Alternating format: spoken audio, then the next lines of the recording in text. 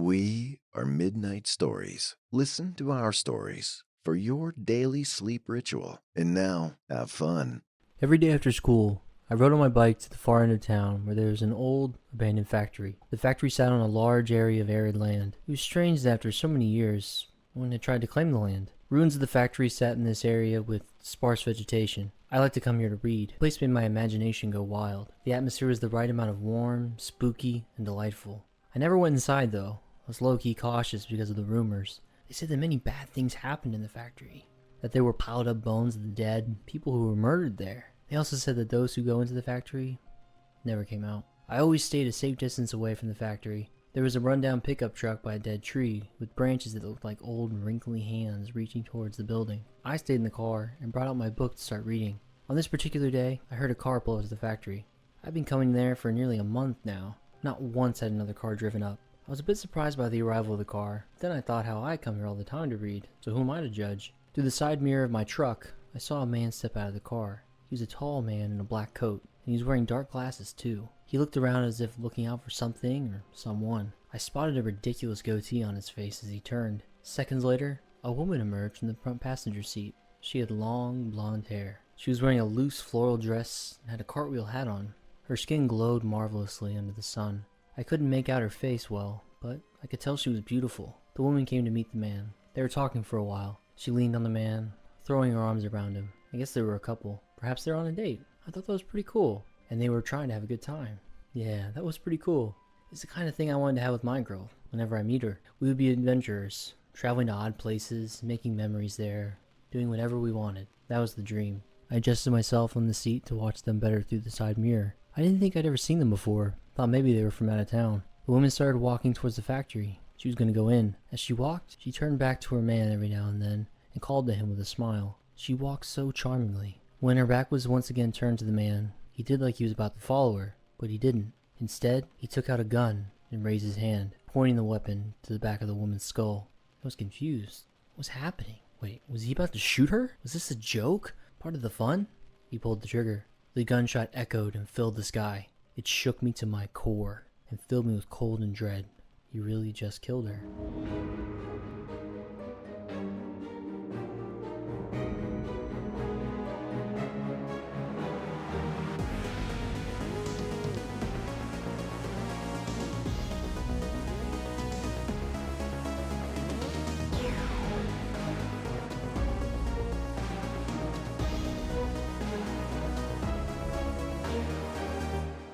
Midnight Stories. The woman dropped to the ground and soon she was surrounded by a pool of her own blood. My heart began to beat out of my chest. I just witnessed a murder. This man was dangerous, and I needed to get out of there. Immediately, I began to sweat. I wasn't sure what to do. Maybe I should get out of the truck, jump on my bike, and get out of there. Or if I should just remain quietly in the truck. I was shaking where I was. I mistakenly let the book I was reading fall to the floorboard. No, I muttered under my breath. I didn't expect the man could hear the sound of the book falling. The truck was a safe distance from where he was, but when I looked through the side mirror, I saw the man looking the way of the truck. My heart jumped. It looked like he heard. He began to walk towards the truck, towards me. I wondered if this is how I would die, shot to death in an abandoned truck. My bike was resting against the front of the vehicle. I wasn't sure if I was fast enough to get down from there and rush over to the front of my bike and ride away. I didn't consider myself a gutsy person. I didn't do dangerous things. Thinking about it now, I realized being alone in this vast, abandoned area should probably be considered dangerous. I never thought of it like that, though. I looked through the mirror again. The man was still walking towards me. I began to experience a panic attack. I was panting violently. I didn't know when I began to cry. I was muttering, "Please, please, God. Whoever's listening out there, whatever guardian angel could hear me, please." Through the mirror, I saw the man stop walking. He reached inside his coat pocket and took out his phone and walked towards the lady he had just shot. I cupped my hands over my mouth and let out a whimper of relief. I was still shaking. It wasn't over yet. I could still sense danger. The man took off his coat and put it in his car. Then he went to carry the lady in his arms, and he went inside the factory. And then I shot out of the truck. I was very uncoordinated, filled with terror. At some point, I nearly fell off my bike. I imagined the man suddenly appearing from the factory and chasing after me. When I was a good distance away from the factory, I allowed myself to relax a little. I couldn't believe I made it out of that horror. I was alive. I muttered some thanks to God. I rode back into town, and I went straight to gym. Jim Paltrow was a police officer and my dad's best friend. I went to meet him at the police station. "Wait, you saw what?" he asked me after I narrated my experience. "He killed her." I was all sweaty and panicky. Jim tried to calm me down. He promised he would go to the factory to have a look himself. I told him he would find the blood of the dead lady on the ground. I told him the killer took her corpse into the factory, probably to hide it. Jim offered to take me home. He said that he would take some men and go search the factory. I stressed that the killer was a very dangerous man and that Jim should be careful.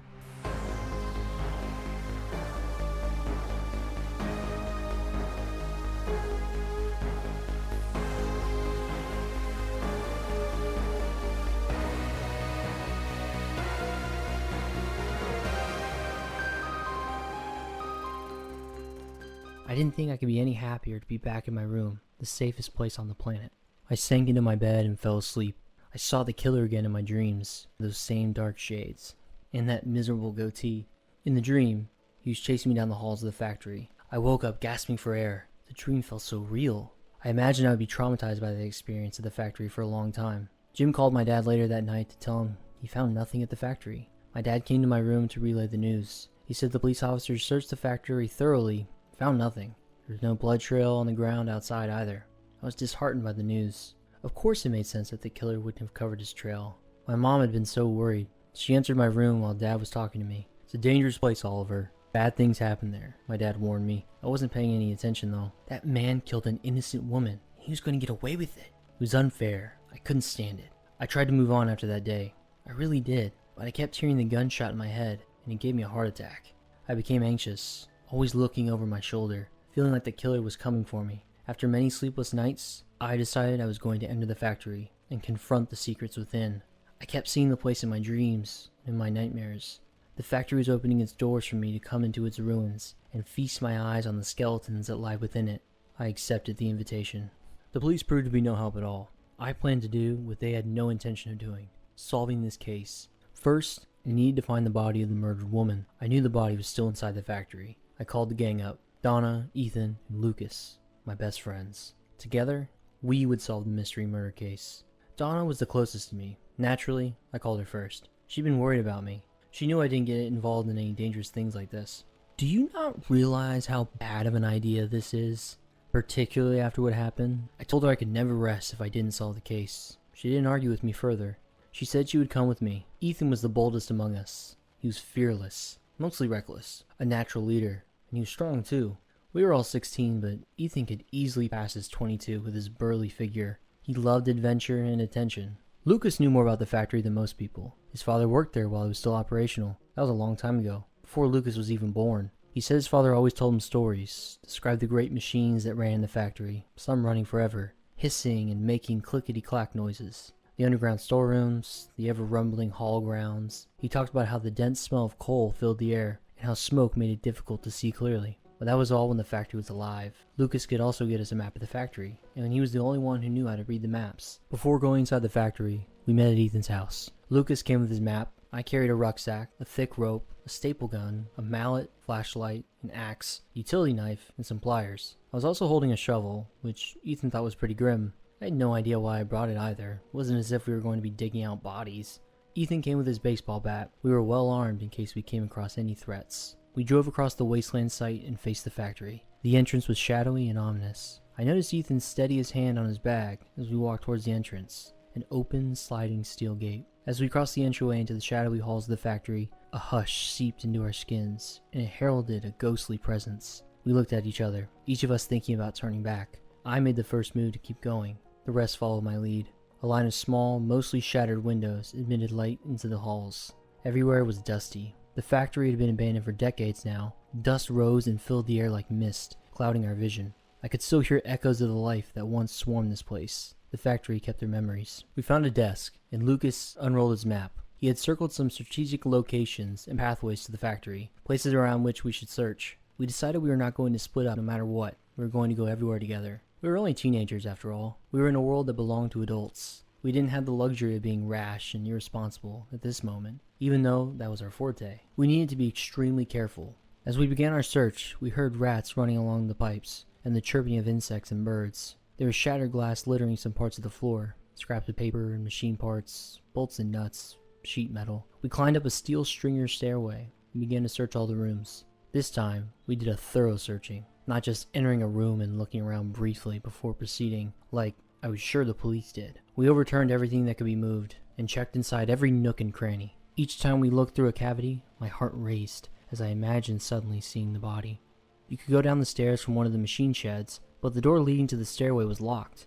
It didn't look like the lock had been touched in decades. It looked very old and rusty, but the steel door stood firm. The police must have seen the lock and decided that nobody had locked it in years, so there couldn't possibly be anything down there. "There's another path," Lucas said. He got all of our attention. My dad told me that once. There used to be an elevator or something that ran down to the underground. It was in the manager's office. A secret elevator no one knew about.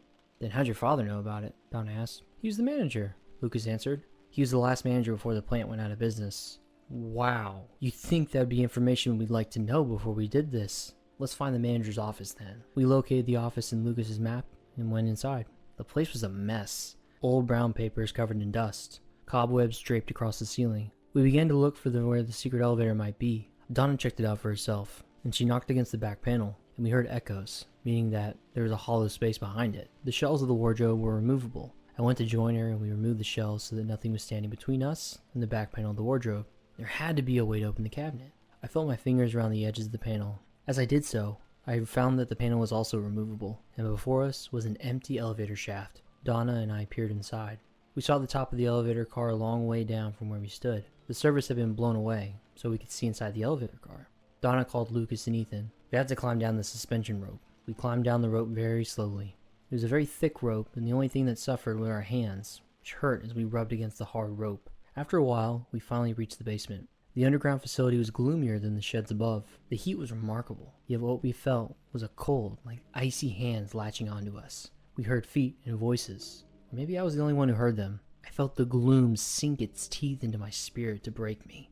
Bad things have happened here. I could sense it strongly. A loud, horrified scream from behind made me jump. It was Ethan. He looked like something had attacked him. I could see the terror on his face, while a myriad of thoughts plagued my mind and my body was able to move. I heard Ethan begin to laugh. Donna slapped his head and muttered, "Not funny, dude." He was just messing around. I had fallen for it. I allowed nervous chuckles to escape my mouth. Then I began to laugh too. I was grateful to have all my friends with me. "You got me there, you jerk," I said while still laughing. Ethan stopped laughing and started looking at me in a weird way. "What?" I asked. Donna pointed it out. "Oliver, you're crying," she said. It was then that I realized a line of tears had dropped down my left cheek. I had no idea why I was crying. It was probably anxiety setting in. All this was a bit too much for me. I wiped away my tears and got serious again. The factory underground was vaster than I even imagined. It extended far beyond the structures above. Using the maps and deduction, Lucas led us. We went into a sewer. We splashed through dirty water and weaved in and out of tunnels. Sometimes, I thought I heard steps that weren't our own stalking us. Every now and then I turned to see, but I only saw my friends behind me. After a while of walking, we heard another loud scream.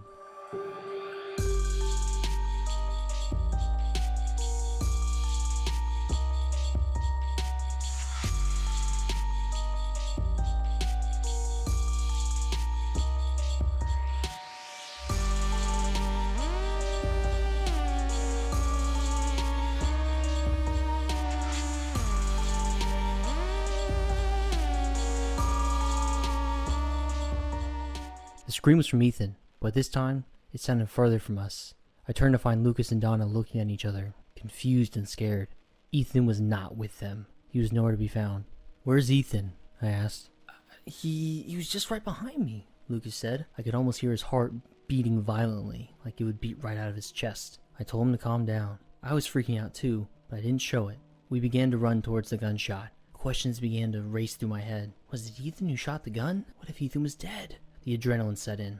I didn't know when, but I put so much distance between me and Donna and Lucas. When I looked back, they were far behind me. They'd been shouting my name and telling me to slow down, but I had not heard because I wasn't with them. I was in my mind. I couldn't wait for them any longer, so I kept running towards the gunshot. As I turned a corner into a passageway, I bumped into someone. I bounced right off him, and I fell into the putrid water. Even Ethan's body wasn't that solid. I looked up to see who it was. I froze as I beheld the killer. I closed my eyes tightly and opened them back to be sure I wasn't imagining things. The man was still looming over me like a dark angel of death. This time, I could see his face clearly. He had a strong face. He wasn't ugly, if you ignored that miserable goatee, but his look was firm and terrifying, the look of a cold-blooded killer. He raised his hand and pointed his gun at me. I couldn't move a muscle. There was no saving me now. I just stared at the man helplessly. I was dead. I knew it. Suddenly, Ethan emerged from behind the killer, intending to strike with his baseball bat. But the man quickly turned with his gun to shoot. Ethan wielded his bat fiercely, but the man dodged every move. At some point, it looked like the man would snatch the bat right out of Ethan's hands. While they fought, I managed to pull myself up. I brought out the axe in my bag. Like a mindless robot, I strode towards the man and hacked his right leg. He screamed and lost focus, giving Ethan the opportunity to strike him. The man fell down, unconscious. Ethan and I stood there breathing hard, exhausted. Donna and Lucas joined us. They were shocked to see the man lying on the floor. Ethan explained how he had split from the group because he thought he heard someone following us. I thought I was the only one who heard it. He had run into the killer down one of the passageways. The man had tried to gun him down, but Ethan evaded it. Okay, we need to cover the wound, keep him from bleeding out. Why can't we just leave him to die? Because that would make us murderers, he said. It was self-defense. Just shut up and help me. I took out bandages from my bag and we covered up the deep cut on the man's leg. Then we used my rope to tie the man up.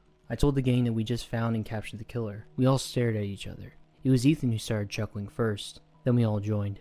Soon we were all laughing heartily, the joy of our accomplishment filling our bellies. But our work here wasn't done. We still needed to find the body. I had no idea what the killer was doing back here. It didn't matter though. I called Jim and told him me and my friends had captured the killer and that he should come and get him at the factory. I hung up before he could say anything in response. We left the man where he'd been tied up and continued our search. We got to the end of the tunnel. We came out to a small stream of water. We were out in the open. We were now facing the woods of what seemed to be another town or city. The sun shone brightly on our faces. It was a welcome warmth from my friends. For me, it was killing my eyes. I sought the shade. My eyes caught something at the other end of the stream. It was a body, and it was the lady. My heart skipped a beat. I recognized her by the long blonde hair, which was now shabby and damp, and her floral dress was very dirty and tattered. The smell of a days-old corpse fought my nose. Found her. Found the woman. Donna came to where I was. She cupped her hand over her mouth at the side of the body, and she hugged me. Ethan and Lucas came to join us. No one made a single sound. We were all shocked and terrified and saddened all at once. I let the tears fall as I felt my spirit fall too. I didn't know why I was crying for someone I didn't know. The day I saw her, her energy and light warmed my heart. I had recognized her as a woman with dreams. I had felt a connection with her, I guess. Now she was dead, along with her dreams. It hurt.